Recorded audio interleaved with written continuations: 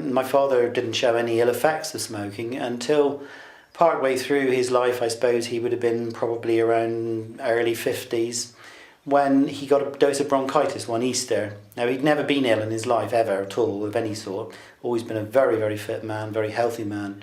And ultimately my father had more and more episodes of chest infections, general ill health, and then sadly was diagnosed with emphysema, which is one of the chronic obstructive pulmonary diseases, which I think people are now familiar with.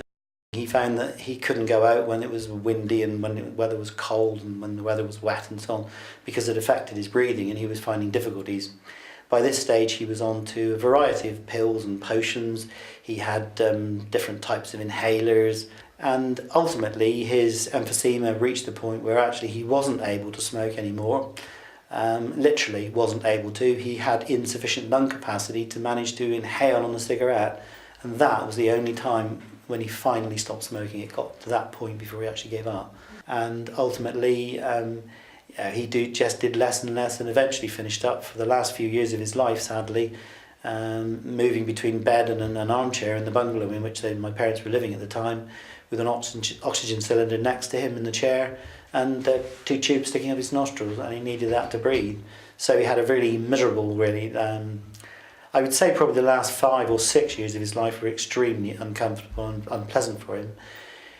And I remember one Christmas, leading up to Christmas, I asked him what he would like for Christmas present that year, and he actually said a new pair of lungs. I found that very difficult really to deal with, because there was a bit of me wanted to say, well, I did try and tell you this many, many times over the years. On the other hand, obviously, as his son, having to recognise that he was suffering badly and it was seriously, affecting his quality of life. Sadly, it affected my mother's quality of life as well, because when she retired, I think they'd been hoping that the pair of them could travel. My father always wanted to go back to South Africa, where he'd been for part of the war, but he just wasn't able to do those sorts of things. He was really confined to the bungalow, trips to the GP surgery, and very occasionally, if the weather was right, he could perhaps get out in the car for a short drive. But he was really very severely disabled by it over, as I say, probably the last 5 or 6 years of his life. It was really sad to see a man who was so proud and had been so fit and so strong reach the end in that way. COPD is one of those diseases that creeps up on you slowly, or it does on most people anyway. And if you recognise the symptoms early enough, or go and seek help so you can get the symptoms diagnosed early enough, then there is a lot that you can do to improve your chances, improve the length of your life, and particularly improve the quality of your life and the life of those around you.